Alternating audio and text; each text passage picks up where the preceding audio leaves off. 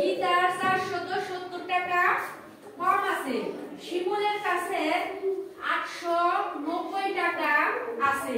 গীতা ও শিহাবের কাছে কত টাকা আছে? একটু ভালো করে মনোযোগ দিয়ে আমরা শুনতে হবে। একটু দেখো কি বলছে, গীতা অপেক্ষা শিহাবের বেশি আছে কত টাকা? 390 টাকা। গীতার কাছে যে কত আছে কোন জায়গায় কিন্তু সেটা দেওয়া নাই, না আছে? নাই কিন্তু। আমাদেরকে গীতার টাকা বের করলে আমরা শিহাবের টাকাটা বের করতে পারবো। আচ্ছা, প্রথম লাইন বোঝা গেছে? তারপরে কি বলছে দেখো, আবার বলছে শিমুল অপেক্ষা গীতার 470 টাকা কম আছে। কম মানে কি? কম হলে কি করতে হয়? বিয়োগ করতে হয়, তাই না? কার থেকে বিয়োগ করতে হবে? শিমুল থেকে। দেখো তো শিমুলের টাকার পরিমাণ নির্দিষ্ট আছে কিনা? আছে, তাই না? শিমুলের কাছে 890 টাকা আছে। শিমুলের কাছে কত টাকা আছে? 890 টাকা আছে। শুধুমাত্র ওর টাকার পরিমাণটা নির্ধারিত করা আছে, আর কারো টাকা কি নাই? নির্দিষ্ট করা নাই। আমাদেরকে বের করে কাজ করতে হবে, তাই তো? আচ্ছা, যেহেতু একজনের টাকা বের করা আছে, বাকিদের টাকা আমরা বের করতে পারবো না? অবশ্যই পারবো। তার আগে একটু বুঝো, তাহলে কি লিখতে হবে প্রথমে বলো তো? শিমুলের টাকা নিয়ে আমরা কাজ করবো আগে।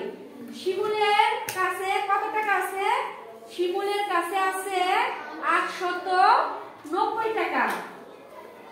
এখন নিচে লিখতে হবে শিমুল অপেক্ষা গীতার কম আছে কত টাকা?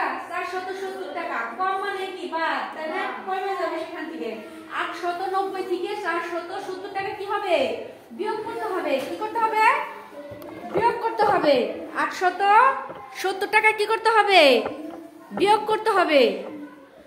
তাহলে 890 থেকে 470 টাকা বিয়োগ করলে কার টাকা বের হবে? গীতার টাকা, তাই না? গীতার টাকা যদি বের হয়ে যায় তাহলে আমরা শিহাবের টাকা বের করতে পারবো না? শিহাবেরটাও নির্দিষ্ট করা নাই। যদি আমরা গীতার টাকাটা পেয়ে যাই তাহলে আমরা শিহাবের টাকাটাও বের করতে পারবো, কারণ বলা আছে গীতা অপেক্ষা শিহাবের 390 টাকা বেশি আছে। বেশি আছে মানে কি? যোগ হবে। বেশি আছে মানে কি? বাড়বে। বাড়লে কি হবে? অবশ্যই যোগ হবে। কি হবে? অবশ্যই যোগ হবে, তাই তো? নাকি অবশ্যই কি করবে? তাহলে যোগ হবে। তাহলে কি কি করতে হবে? সাজাবে কিভাবে? যে গীতার কাছে আছে মানে ওই বিয়োগফলটা যত হবে তত। গীতার কাছে আছে এত টাকা, তাহলে শিহাবের বেশি আছে। গীতা অপেক্ষা শিহাবের বেশি আছে কত?